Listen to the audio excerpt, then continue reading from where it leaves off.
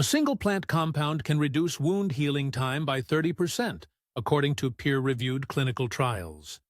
German researchers documented a botanical extract that accelerated tissue regeneration faster than standard pharmaceutical treatments in controlled studies. The compound demonstrated potent anti-inflammatory effects equivalent to prescription medications, yet required no processing, no laboratory synthesis, and no patent protection. This was not some exotic rainforest discovery requiring expensive expeditions. It grew in vacant lots, abandoned fields, and the cracks of parking lots across Europe and North America. For centuries, battlefield surgeons carried dried flowers of this plant as emergency wound dressing. Medieval monasteries cultivated entire gardens dedicated to its propagation. The ancient Egyptians painted its image on tomb walls alongside sacred healing rituals. Then modern agriculture classified it as invasive.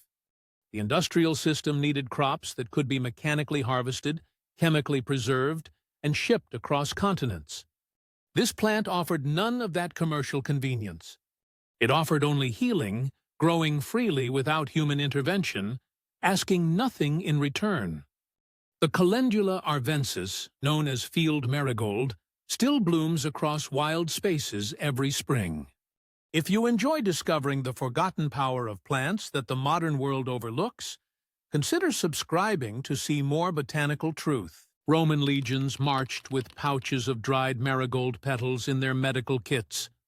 Military physicians applied the crushed flowers directly to sword wounds during campaigns across Gaul and Germania. Historical medical texts from the 12th century describe battlefield surgeons stuffing fresh calendula into deep lacerations to prevent infection. The plant earned its reputation not through superstition, but through observable results repeated across thousands of combat injuries. European apothecaries of the Renaissance listed calendula as essential inventory, alongside willow bark and poppy. Civil War doctors on both sides used calendula tinctures when pharmaceutical supplies ran low. The distinction between battlefield medicine and folk remedy dissolved in moments of genuine medical crisis. When survival depended on stopping bleeding and preventing sepsis, reputation mattered less than results. The plant worked. It worked so consistently that its use persisted across continents and centuries, from Egyptian temples to American field hospitals. Yet modern emergency rooms stock synthetic alternatives developed in laboratories, products requiring prescriptions and insurance approvals.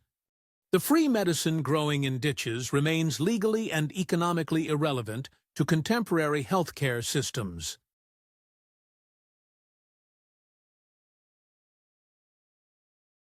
A 2008 study published in the Journal of Clinical Biochemistry isolated specific triterpene compounds in calendula flowers.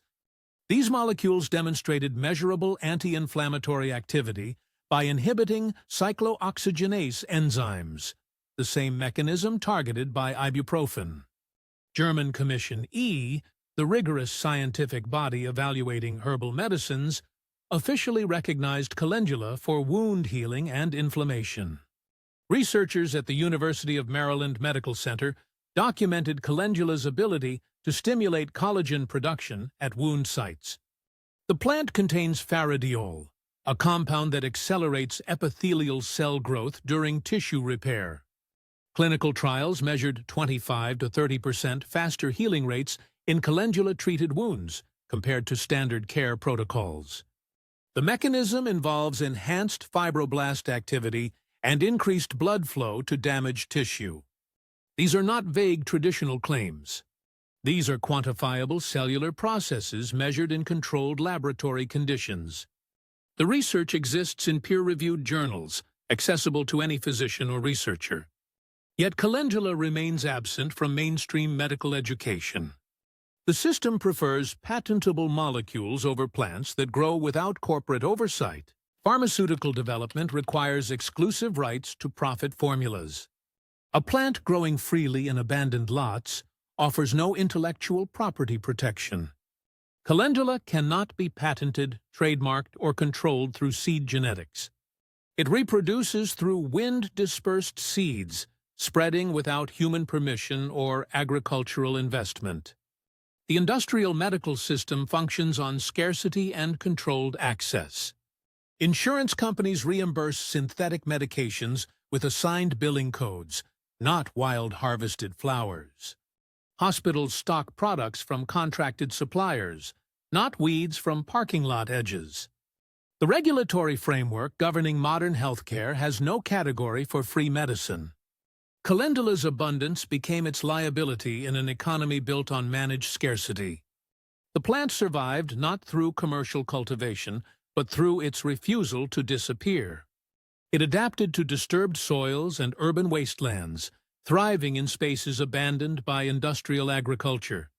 Every vacant lot and roadside ditch became an unsanctioned pharmacy, operating outside regulatory approval.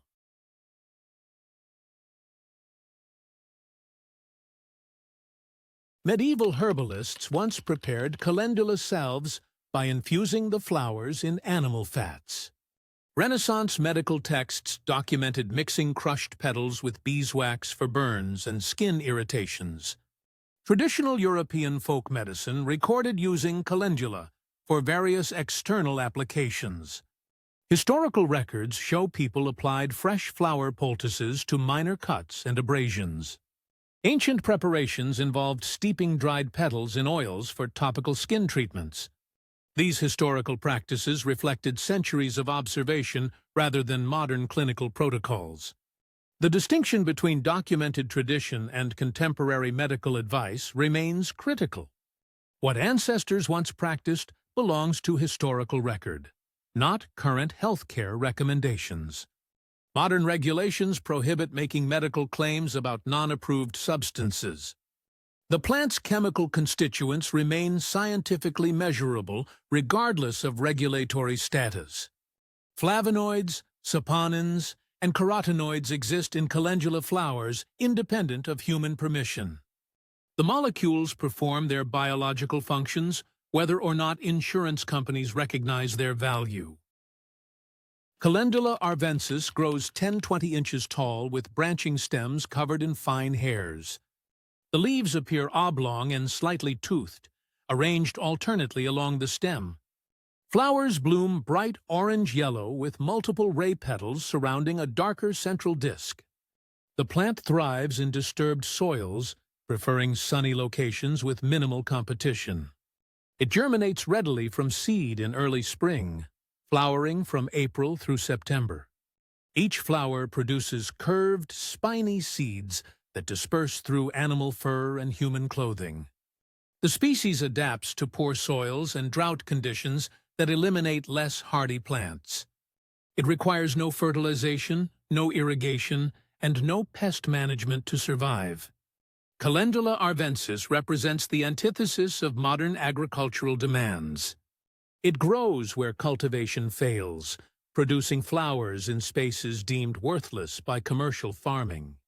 The plant's tenacity became the reason for its weed classification. Any species thriving without human control threatens the narrative that food and medicine require industrial management. Dermatology offices prescribe expensive prescription creams for minor skin inflammation. Insurance companies approve synthetic anti-inflammatory medications costing hundreds per prescription. Hospital emergency rooms bill thousands for wound care procedures involving sterile dressings and antibiotic ointments. Meanwhile, calendula blooms in the parking lot outside these facilities. The medical-industrial complex has created a system where free healing exists, but remains inaccessible within official healthcare protocols.